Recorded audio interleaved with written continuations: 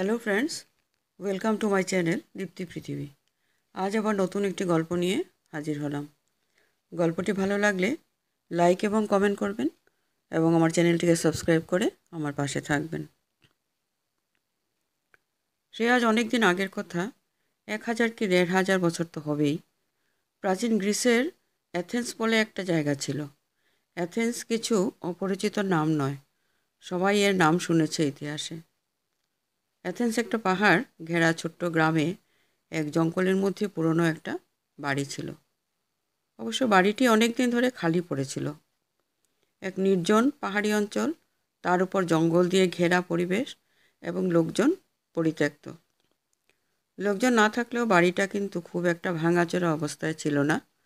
অর্থাৎ ইচ্ছে করলে পরিষ্কার করে সাজিয়ে গুছিয়ে নিয়ে বসবাস করা যায়। কিন্তু আশ্চর্যের ব্যাপার, ওই বাড়ির মালিক কিন্তু হাজার চেষ্টা করে অনেক দিন পর্যন্ত কাউকে বাড়িটা ভাড়া দিতে পারেনি। আসলে পাহাড়ের উপর নির্জন জঙ্গলের মধ্যে অবস্থিত বাড়িটার বেশ কিছু বদনাম হয়ে গেছিল। একবার এক শান্তিপ্রিয় ভদ্রলোক এই বাড়িটা দেখে লোক সামলাতে না পেরে ছুটি কাটাবার জন্য ওই কুঠিতে এক রাত কাটাতে আসেন। কিন্তু পরদিন সকালে দেখা গেল লোকটির মৃতদেহ পড়ে আছে কুঠির দালানে। প্রথম প্রথম ব্যাপারটা নিয়ে তেমন কেউ মাথা ঘামায়নি, তবে যারা তার মৃতদেহ দেখেছিল তাদের মধ্যে কিছু সন্দেহ দানা বেঁধেছিল। কারণ মৃত্যুর পরেও লোকটির চোখ মুখ একটা অস্বাভাবিক ভয় লেগেছিল, আর চোখ দুটো ভয়ে বাইরে বেরিয়ে এসেছিল। কিন্তু পরে, মানে বেশ কিছুদিন পর, আরেকজন সৈনিক ধরনের লোক বাড়িতে এসেছিল রাত কাটাতে। লোকটি ছিল অসম্ভব সাহসী। তিনি প্রাণ হারাননি ঠিকই, কিন্তু তার মুখ থেকে রাতের অভিজ্ঞতা যা শোনা গিয়েছিল তা ছিল রীতিমতো ভয়াবহ। খাওয়া দাওয়া সেরে রাত্রে সবেমাত্র তিনি ঘুমোতে গিয়েছিলেন, এমন সময় হঠাৎ সে দেখতে পেল ছাই রঙের দাড়িওয়ালা চেহারার বিশাল এক বুড়ো হাতে পায়ে শেকল পরা অবস্থায় তার সামনে এসে দাঁড়িয়েছে। ভয়াবহ চেহারা থেকে কেমন এক ধরনের গো গো আওয়াজ বেরোচ্ছিল। সৈনিক পুরুষটি মারা যায়নি, কিন্তু অজ্ঞান হয়ে গিয়েছিল। পরদিন জ্ঞান ফিরে পেয়ে সঙ্গে সঙ্গে বাড়িটি ছেড়ে সে পালিয়ে যায়। সৈনিকটির মুখে শোনার পর সারা গ্রামে আতঙ্ক ছড়িয়ে পড়ল। এমনকি দিনের বেলাতেও আর কোনো সাহসী লোক ওই বাড়ির দিকে পা মারায়নি। ভূতের বাড়ি তকমা লেগে গেল। এই বাড়িটির মালিক এই বাড়িটি ভাড়া দিয়েই নিজের সংসার চালাতো। কিন্তু যেই মুহূর্তে ভূতের বদনাম চারিদিকে ছড়িয়ে পড়ল, তারপর থেকে আর কেউই এই কুঠিটা ভাড়া নিতে রাজি হয়নি। শেষ পর্যন্ত কুঠির মালিক জলের দরে বিক্রি করে দিতে চাইলেন কুঠিটাকে। কিন্তু কিনবে কে? শখ করে ভূতের হাতে প্রাণ দিতে কে আসবে? তবু একজন রাজি হলো। কুঠির মালিক একজন খদ্দের পেলেন। লোকটি ছিলেন তখনকার দিনের একজন নামকরা দার্শনিক। দার্শনিক মানুষেরা সাধারণত নির্জন জায়গা পছন্দ করেন। তারা যুক্তিতর্ক দিয়ে সব কিছু বিচার বিশ্লেষণ করতে ভালোবাসেন। লোকমুখে এই কুঠিটির কথা শুনেই দার্শনিক লোকটি ওখানে এসেছিল। কিন্তু তিনি মনে প্রাণে কোনো অলৌকিক ব্যাপার বিশ্বাস করতে চাইতেন না। তিনি স্থির করে উঠলেন বাড়িতে গিয়ে তিনি উঠবেন, মানুষের মধ্যে ভূতের সংস্কারকে উড়িয়ে দেবেন। কুঠির মালিকের কাছে গিয়ে তিনি কুঠিটির কেনার কথা জানালেন। কুঠির মালিক যেন হাতে স্বর্গ পেলেন। সে ধরে নিয়েছিল যে এমন ভূতের বাড়ি কোনোদিনও ভাড়া হবে না বা বিক্রি হবে না। তাই দার্শনিক ভদ্রলোকের প্রস্তাব শুনে আকাশ থেকে পড়ল সে। সঙ্গে সঙ্গে জলের দরে বাড়িটি বিক্রি করে হাঁফ ছাড়লেন তিনি। যুক্তি ছাড়া দার্শনিকেরা চলে না। যা চোখে দেখা যায় না, হাত দিয়ে ছোঁয়া যায় না, অথবা অন্তর দিয়ে দেখেও উপলব্ধি করা যায় না, তেমন কিছু কখনো দার্শনিকেরা বিশ্বাস করে না। নিজের সব জিনিসপত্র নিয়ে গিয়ে দার্শনিক ভদ্রলোক উঠলেন সদ্য কেনা সেই বাড়িতে। সারাদিন ধরে নিজের হাতে সব কিছু গোছালেন। নিজের হাতে সব কাজ করতে হয়েছিল, কারণ বাড়িটির এমন বদনাম হয়েছিল যে বেশি পয়সার লোভ দেখিয়েও কোনো চাকর বাকর রাখতে পারেননি তিনি।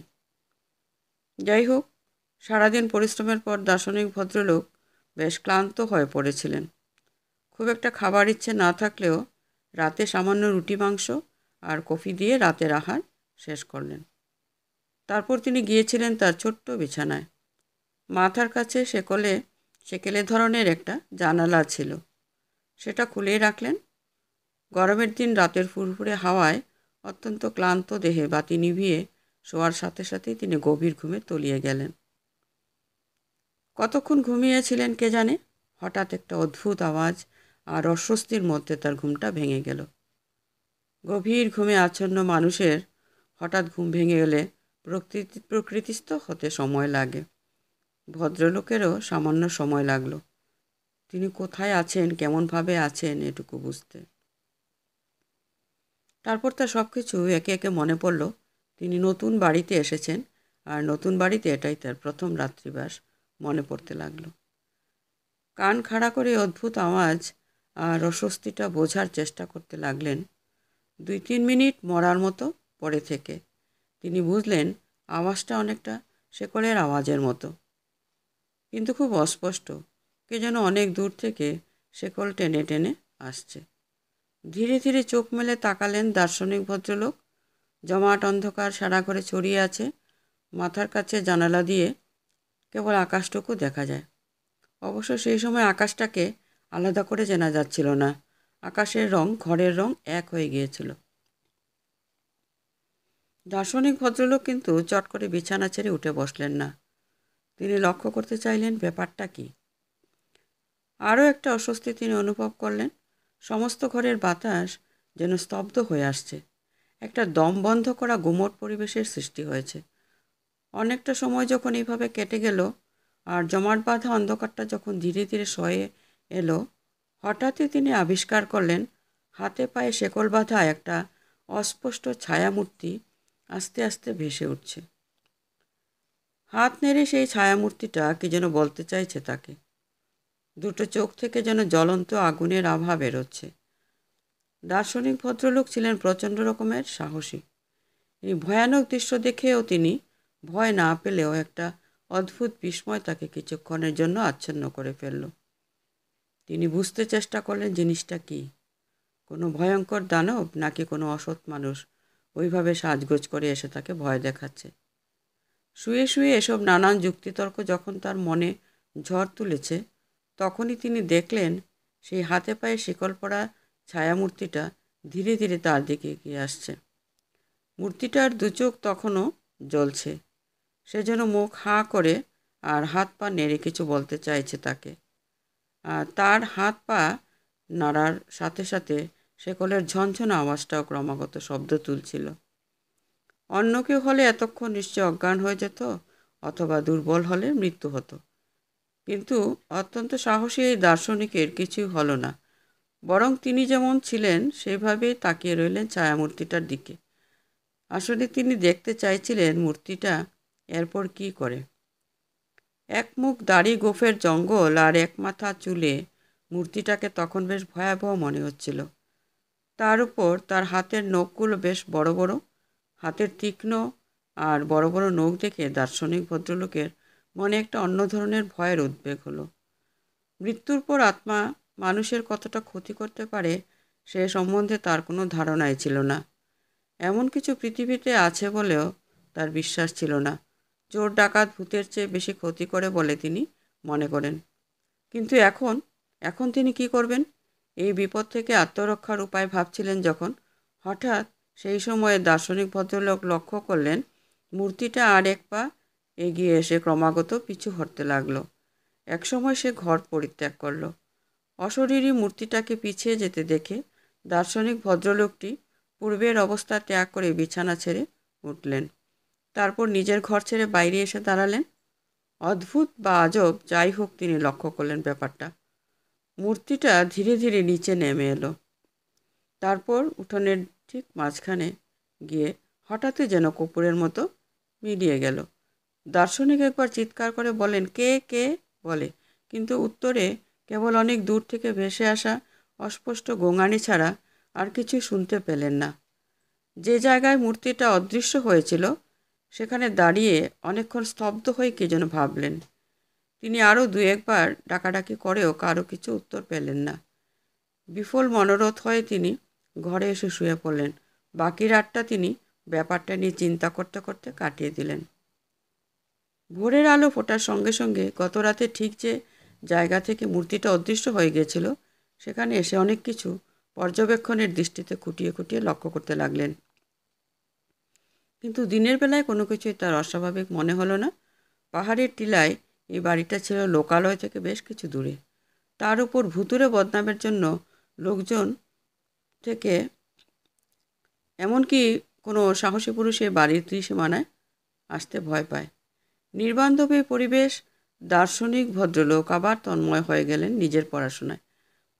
প্রায় সারাদিনই বইয়ের জগতে ডুবে থাকলেন, ফলে রাতের অশরীরী আর অদ্ভুত ঘটনার কথা প্রায় ভুলেই গেলেন। রাতের খাওয়া দাওয়া সেরে যখন বিছানায় শুতে এলেন, তখনই আরেকবার গত রাতের ঘটনার কথা মনে পড়ল। কিন্তু ঘটনাটি তিনি তেমন আমল দিলেন না। ভাবলেন অত্যাধিক ক্লান্তি আর চিন্তাগ্রস্ত থাকার জন্য আধা ঘুম আধা জাগা অবস্থায় কি দেখেছিলেন। বিছানায় শোয়ার সাথে সাথে ঘুম না এলেও কিছুক্ষণের মধ্যে গভীর ঘুমে তলিয়ে গেলেন। সব কিছুকে অলীক বলে উড়িয়ে দিলেও আজ রাতেও গত রাতের ঘটনাটা পুনরাবৃত্তি হলো। এমনকি তারপর রাতেও একই ব্যাপার ঘটল। পরপর 3 রাত্রে এভাবে অশরীরীর আবির্ভাব এবং একইভাবে হাত পা নেড়ে কিছু বলতে চাওয়ার চেষ্টা এবং একইভাবে উঠোনের দিকে একই জায়গায় এসে তার মিলিয়ে যাওয়া বেশ ভাবিয়ে তুলল তাকে। তিনি কিছুতেই বুঝে উঠতে পারছিলেন না এটা কেমন করে হচ্ছে, কিভাবে হচ্ছে। অবশেষে 4র্থ দিন সকালে দার্শনিক কিন্তু আর সব কিছু নিছক বলেও কল্পনা করে উড়িয়ে দিতে পারলেন না। আবার ভয় পেয়ে বাড়ি ছেড়ে পালিয়েও গেলেন না। তিনি মনে মনে ভাবলেন নিশ্চয়ই এর মধ্যে অনুসন্ধানের কিছু আছে। সত্যি যদি কোনো অশরীরী থেকে থাকে তাহলে সে নিশ্চয়ই তাকে কিছু বলতে চাইছে। আর সবচেয়ে বেশি যেটা তাকে আকৃষ্ট করলো সেটা হচ্ছে উঠানের ওই নির্দিষ্ট স্থানেই কেনই বা প্রতি রাতে অদ্ভুত আর বীভৎস আকৃতির এই মূর্তি উঠোনের ওই বিশেষ জায়গায় এসে হারিয়ে যাচ্ছে। তাহলে ওই জায়গাটিতে নিশ্চয় তাৎপর্যপূর্ণ কিছু আছে, এর তদন্ত হওয়া প্রয়োজন। 4র্থ দিন সকালে আলো ফোটার সঙ্গে সঙ্গে দার্শনিক আর বাড়িতে বসে রইলেন না, চলে গেলেন শহরে। প্রথমে তিনি যোগাযোগ করলেন স্থানীয় ম্যাজিস্ট্রেটের সাথে। সব কথা খুলে বললেন। অন্য কেউ হলে হয়তো ম্যাজিস্ট্রেট পাগলের প্রলাপ বলে উড়িয়ে দিতেন, কিন্তু দার্শনিক ওই এলাকায় বেশ পরিচিত ছিলেন। জ্ঞানী এবং বুদ্ধিমান হিসাবে তিনি বেশ পরিচিত ছিলেন সকলের কাছে। তাই তার কথাকে খেলায় উড়িয়ে দিতে পারলেন না ম্যাজিস্ট্রেট সাহেব। কাল বিলম্ব না করে তিনি বেশ কিছু মজুর নিয়ে ফিরে এলেন দার্শনিকের কেনা নতুন বাড়িতে। উঠোনের ঠিক জায়গায় এসে সেই অশরীরী মূর্তিটি গত 3 দিন রাত্রে যে অদৃশ্য হয়েছে সেই জায়গাটির মাটি কোপাতে লাগলো মজুরেরা। অবশ্য বেশি দূর মাটি খুঁড়তে হলো না, সামান্য কয়েক হাত জমির নিচে পাওয়া গেল একটা আস্ত কঙ্কাল। কঙ্কালটির হাত পা শেকল দিয়ে বাঁধা রয়েছে, পুরু শেকলও মরচে ধরেছে। ভূত প্রেতে দার্শনিকের কোনোদিনও বিশ্বাস ছিল না ঠিকই, কিন্তু সব ঘটনা চাক্ষুষ করে তার বিস্ময়ে সীমা রইল না। ম্যাজিস্ট্রেট সাহেবের পরামর্শে ধর্মীয় নিয়মকানুন মেনে যথাযথভাবে কবর দেওয়া হলো সেই কঙ্কালটিকে। আর সব থেকে অদ্ভুত ব্যাপার, ভালোভাবে ধর্মীয় রীতি মেনে কবরস্থ করার পর আর কোনো দিনও ওই বাড়িতে সেই অশরীরী মূর্তির আবির্ভাব ঘটেনি। এরপর দার্শনিক বলেছিলেন আর কোনো দিনও কিছু দেখেননি তিনি। কিন্তু তিনি তবুও বাড়িটির ব্যাপারে খোঁজখবর শুরু করলেন। গ্রামের কেউ কিছু ঠিকঠাক বলতে না পারলেও গ্রামের এক বৃদ্ধার মুখে শোনা গেল অনেক দিন আগে এক বৃদ্ধ কৃতদাসকে সামান্য অপরাধের জন্য ওইভাবে হাতে পায়ে শেকল বেঁধে জীবন্ত কবর দেওয়া হয়েছিল ওই বাড়িতে। এই ঘটনা সত্য কি মিথ্যা জানার উপায় নেই, তবে দার্শনিক বুঝেছিলেন মৃত্যুর পরে আত্মার আসা যাওয়া থাকে, আর সে আত্মা যদি অতৃপ্ত হয় তাহলে অশরীরী রূপ নিয়ে মানুষকে দেখা দিতে চায়। হয়তোবা অতৃপ্ত আত্মা মুক্তির পথ খুঁজতে চাইছে। নমস্কার।